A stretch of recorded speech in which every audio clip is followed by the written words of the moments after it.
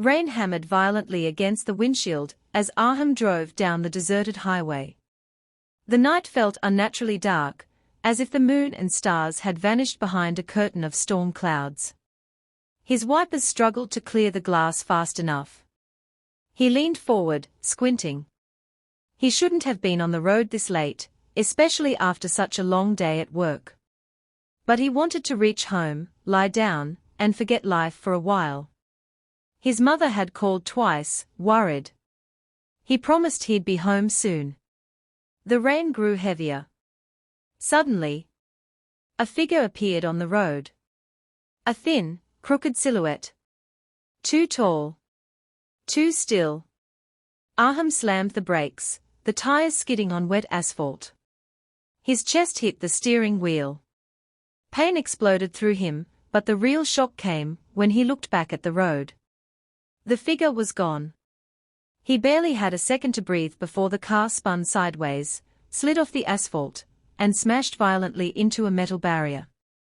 The world flipped into chaos. Shards of glass scattered like stars. Arham heard his own heartbeat slowing. He tried to call out, but his voice barely escaped his throat. Darkness crawled into his vision.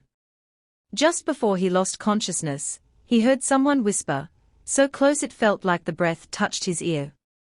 "I've been waiting." Loud beep dragged him back. Beep. Beep. Beep. Arham opened his eyes. A dim, flickering fluorescent light glowed above him.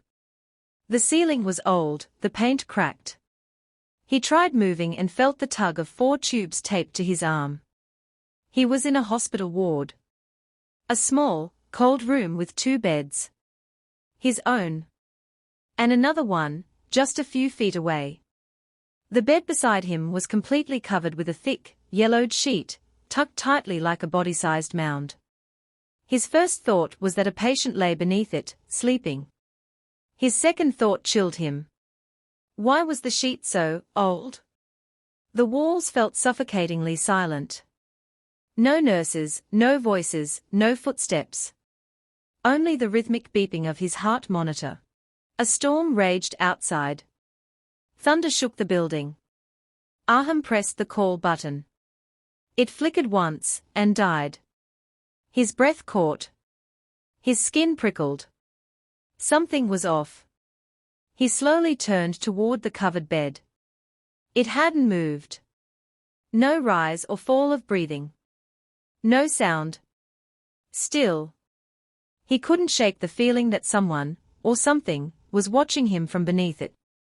Hours crawled by. Rain slammed the windows. Every flicker of the lights made Arham more uneasy. Finally, exhaustion forced his eyes closed. He drifted. But just as he slipped into sleep, a voice whispered. Soft. Fragile. Broken. Arham. His eyes flew open. The voice came from the bed beside him. He stared at the covered shape. The sheet didn't move. The room was still. Then again, the whisper came, longer, clearer. Arham, help me. A sharp wave of cold rolled through his chest. He struggled to sit up. Who's there? He whispered shakily. Do you need something?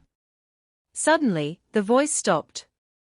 Silence slammed into the room like a heavy door shutting. Arham felt watched. Like eyes crawled over his skin from somewhere inside that shrouded bed. He didn't sleep again that night. Morning sunlight finally seeped through the blinds, bringing life back into the ward. Birds chirped faintly outside.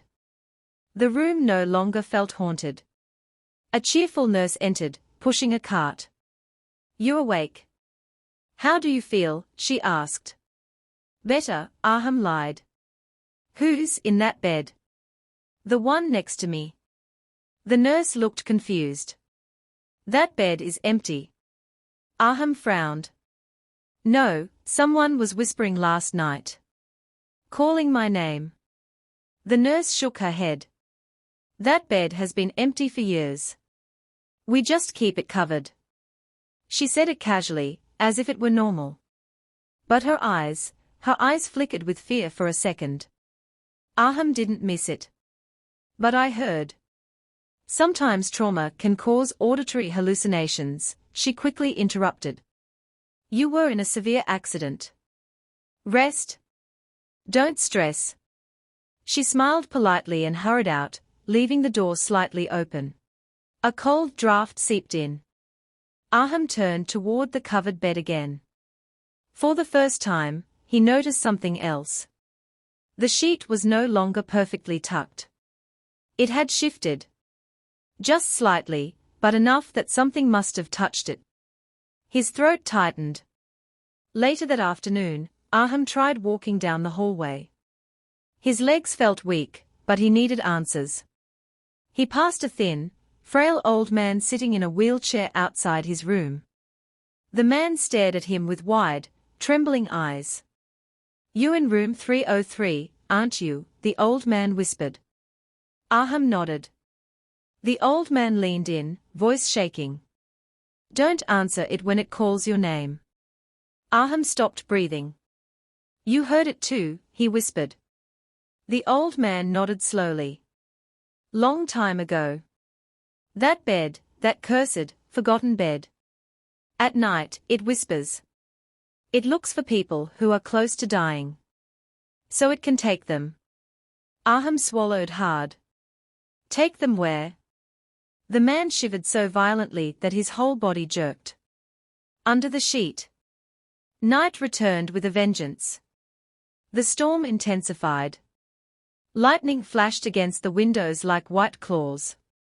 At 2:50 a.m., the lights went out. The backup generator kicked in, powering dim red emergency lights. The entire room glowed bloody. Arham lay awake, fear pulsing through him. Then, a slow, heavy sound filled the room. Breathing. Not his. Not human. Wet. Labored. Painful. Coming from the covered bed. Arham sat frozen. The sheet rose. And fell. Something was breathing beneath it. A whisper slid through the darkness, scraping into his ears. Turn around. Arham squeezed his eyes shut. No, he whispered. The breathing grew louder. Closer. He felt cold air brush the back of his neck, someone standing directly behind him, even though he hadn't heard footsteps. Turn around. The whisper grew impatient, trembling with anger. Arham stayed still, shaking uncontrollably. Suddenly, the breathing stopped. The silence afterward was worse. Much worse. The next morning, Arham demanded answers. A senior nurse, older than the others, finally spoke to him privately. Her face was pale. Her hands trembled slightly. You're not the first patient to hear things in that room, she whispered. Years ago, an old man died in that bed. He had no family. He whispered for help every night. Begged for someone to stay with him. But no one came. Arham swallowed. So he haunts the bed. She nodded slowly. Some say he's looking for company in the afterlife. Others think he wants someone to take his place. Arham felt cold sweat dripping down his back. Why keep the bed here? He demanded. She looked away. It's tradition not to move a bed where a lonely soul died. And, every time we tried, strange things happened. What things? Her voice dropped to a whimper.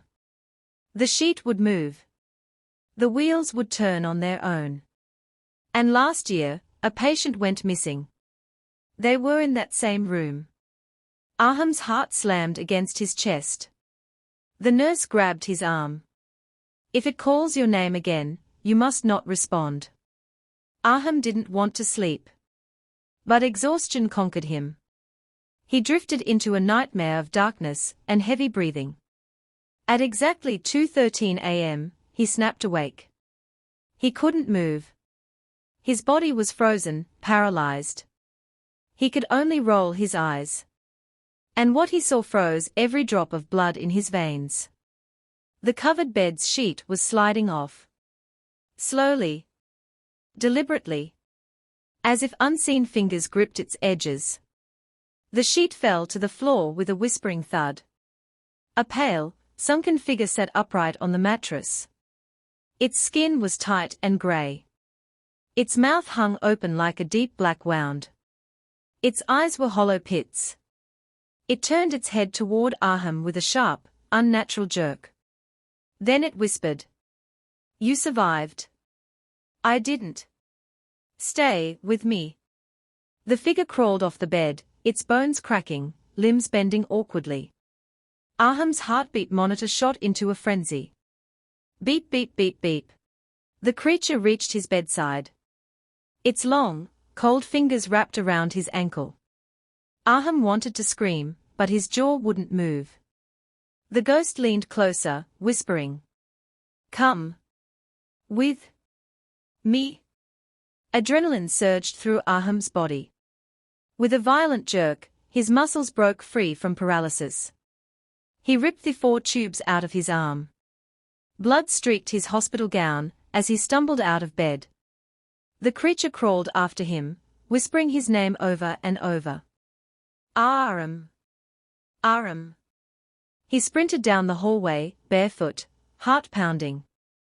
Lights flickered wildly. Doors slammed shut behind him. He heard dragging footsteps gaining speed. He reached the elevator and slammed the button. The elevator doors began to close. The ghost's hand shot forward. Its long fingers nearly slipped inside. Clang. The doors shut just in time. Arham sank to the elevator floor, shaking uncontrollably. He didn't look up. He didn't dare. Arham checked out of the hospital the next morning, against medical advice. He didn't care. He simply wanted to escape that cursed place. For days, he tried convincing himself it was trauma, hallucination, anything but real. But some nights, he would wake up sweating. Hearing faint breathing in the corner of his room. He told himself it was stress. Nothing more. A week passed. Then 2. He slowly returned to normal life. Until one night, Arham lay in bed, drifting into sleep. The house was silent. Peaceful. He exhaled in relief. But then he felt it again. Breathing. Right beside him. Slow. Wet. Heavy. His eyes opened. Darkness surrounded him. Then the same whisper crawled into his ear, soft, cold, familiar. "I found you." Arham froze. He felt a cold hand grip his wrist beneath the blanket. The story ends there. With Arham's scream trapped inside his throat. And the ghost's breathing growing louder in the darkness.